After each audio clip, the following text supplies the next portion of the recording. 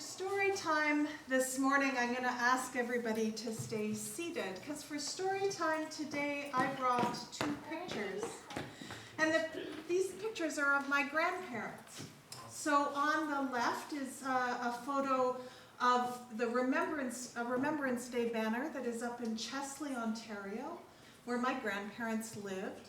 And that's my grandfather, Bill Owens. And he served in the Second World War in the Lord Strathcona Horse, I want to say infantry, but I don't think that's right, regiment. And so that's a photo, one of his army photos of him. And the Lord Strathcona's Horse, when they served in the Second World War, they were one of the Canadian units that went across the ocean in a boat, and they landed in Italy.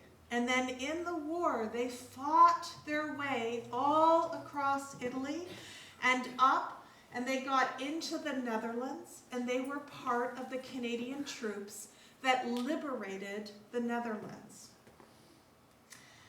Now my grandmother, who's there holding the picture, the flowers, that's their wedding photo on the right. She was a Dutch school teacher in Hoorn. And she lived with another school teacher, and they had a servant that lived with them because having servants in Europe at that time was pretty common. It was difficult in the war in the Netherlands. She talked about how, although they knew that war was a possibility, how shocking it was to wake up one morning and hear on the radio that the country had been invaded and there was nothing, it seemed, that they could do. They had to fill out paperwork. They had to continue working. She kept teaching. Fuel and food became more scarce in the Netherlands as the war and the occupation went on. She told me that there was a new dike that had been under construction just outside of their town. And when fuel became scarce enough, the servant girl that lived with them would sneak out at night with her bicycle, and she would ride down to the construction site.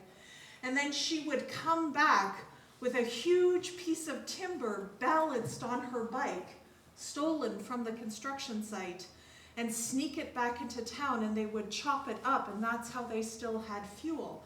That everyone in town was doing that, so they still had fuel. My grandmother did not talk much about her war experiences. She agreed to talk twice to grandchildren, who myself and my cousin, who were doing. She let us interview her. My grandfather never spoke of his wartime experiences.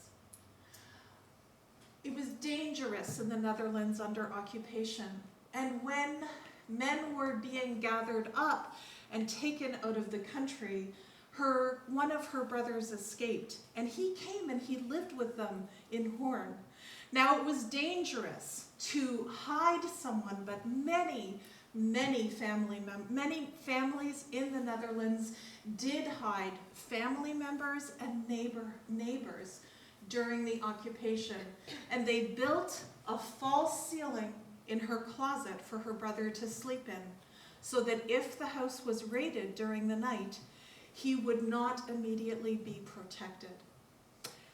At the end, so the occupation ended when in her town, when my grandfather's Canadian troops came into town and the Germans were pushed out. Now my grandfather at the time was serving as the cook for his regiment. And he had a cookbook that said things like, start with 400 pounds of potatoes.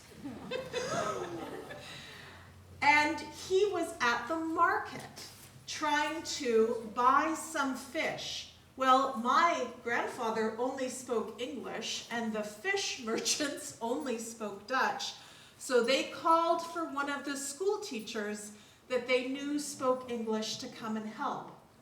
So she came to help facilitate the Canadian cook buying fish for the troops that day.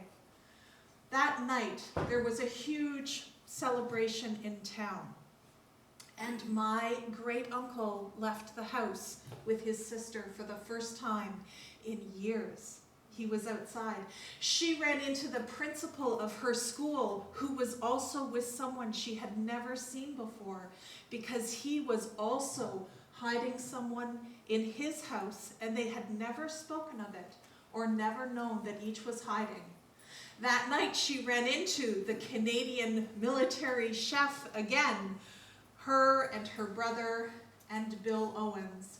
And later, after the troops had moved on, my grandfather eventually came back, and they were married before his troops came back to Canada, and she followed a year later.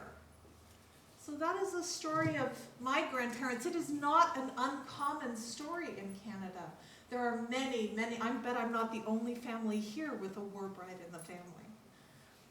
And she came back and she lived in Chesley, Ontario, which was a big change from urban Netherlands.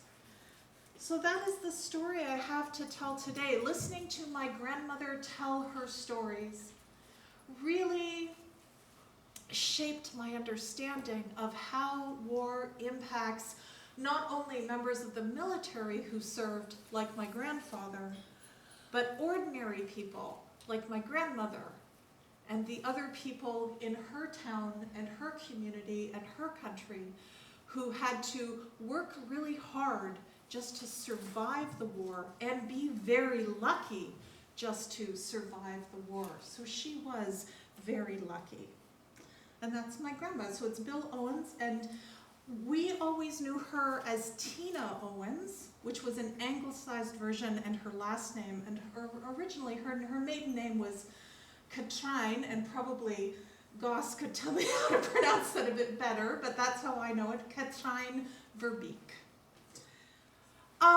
He was old enough that he wasn't drafted.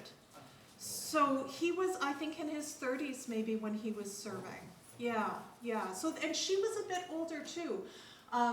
My grandmother and her sisters all went through school and then got university educations, despite the fact that neighbors told my great-grandmother those girls are never going to get married if you let them get that educated.